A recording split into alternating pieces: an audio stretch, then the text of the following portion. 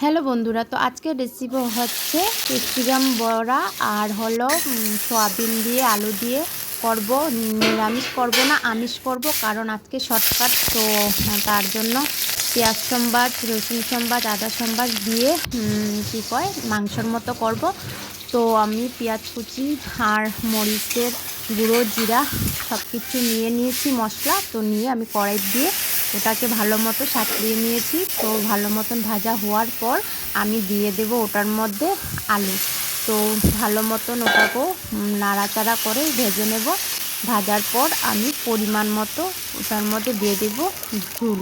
তো ঝুলটা দেওয়ার পরে ওটাকে নাড়িয়ে উড়িয়ে তারপর আমি ঢেকে ওটাকে নামিয়ে দেব। তারপর আমি বসিয়ে দেব লতি দিয়ে শীতল দিয়ে। তো লতি দিয়ে শীতল দিয়ে রান্না হয়েছে। তো আমি শীতল আর মশলাটাকে আমি ভেজে নিয়েছি। তারপর আমি শীতলটাকে আর কাটলের বিচি দিয়ে আমি ওটাকে ভালো মতো নাড়াচাড়া করে তারপর আমি ওটার মধ্যে পরিমাণ মতো ঝুল দিয়ে তারপর ওটাকে নামিয়ে দিলাম। তারপর আমরা শেষ রেসিপি, তারপর আমরা রান্না শেষ করে বেরিয়ে পড়লাম। আমি আর আমার ননদ বেরিয়ে আমরা একটু খেতে গিয়েছিলাম বিকাল টাইমে। বলছিল যে চলো কিছু খেয়ে আসি।